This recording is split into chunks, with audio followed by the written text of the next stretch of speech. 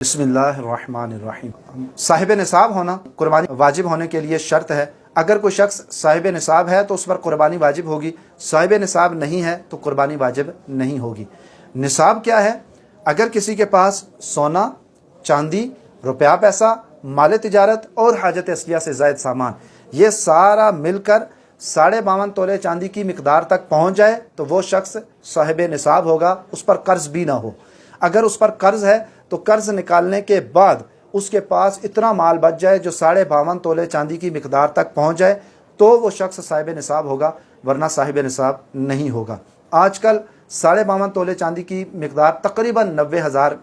के round about है कि रोज़ाना चांदी का रेट ऊपर नीचे होता रहता है, लेकिन तकरीबन 90,000 रुपया है कि अगर किसी के पास 90,000 रुपया होगा तो वो साहिब निसाब होगा। अब इसके अंदर ये देखना ज़रूरी है कि लोग बाज़ औक़ात सिर्फ रुपया पैसे को देखते हैं या सिर्फ सोने को देखते हैं या सिर्फ चांदी को देखते हैं,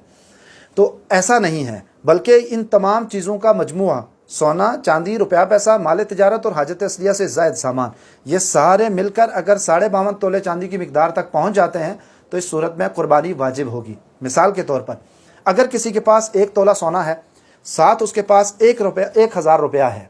या 1 तोला सोना है साथ 1 अंगूठी चांदी की है,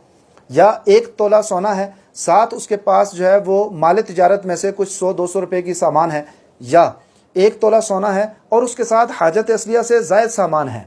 तो फिर इस सूरत में उस शख्स पर कुर्बानी वाजिब होगी। इसी तरह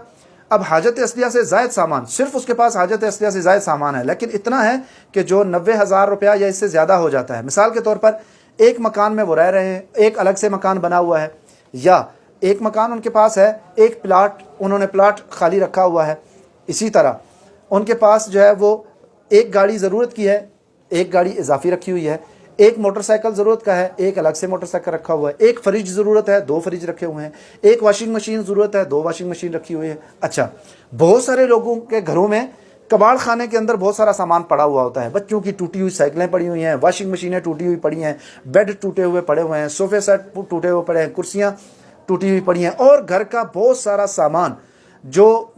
अभी ज़रूरत का नहीं है वो वहाँ पर पड़ा होता है। और अगर उस सारे को कबाड़ खाने में भी बेचा जाए या उसकी जो इस वक्त मार्केट में वैल्यू है वो भी लगाई जाए तो शायद 90,000 या उससे ऊपर निकल जाए, तो अब इस सूरत में वो सामान भी इसके अंदर शामिल होगा। इसी तरीके से जो औरतें जॉइंट फैमिली में रहती हैं और उनके जहेज़ का सामान होता है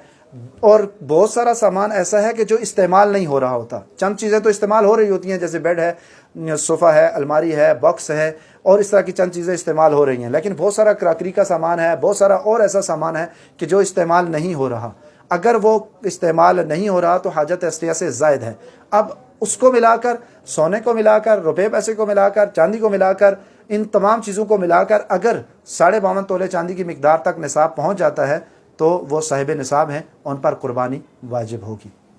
इसी तरीके से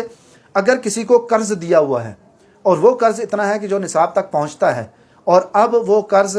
हासिल किया जा सकता है या कुर्बानी की रकम इसके पास कहीं से हो सकती है, तो ऐसे शख्स पर भी कुर्बानी वाजिब होगी। इसी तरीके से अगर कोई और ऐसा सामान है जैसे कि किसी की ज़री ज़मीन है, वो एक तो है खेती बाड़ी के लिए जो इस्तेमाल होती है और पूरा साल उसको इस्तेमाल किया जाता है, और एक वो है कि जो बंजर पड़ी हुई है या वीरान पड़ी हुई है या उसमें खेती बाड़ी नहीं करते, अब उसकी कीमत इतनी है कि जो 52.5 तोले चांदी की मिकदार तक पहुंच जाती है, तो ऐसा शख्स भी साहिब निसाब होगा, उस पर कुर्बानी वाजिब होगी।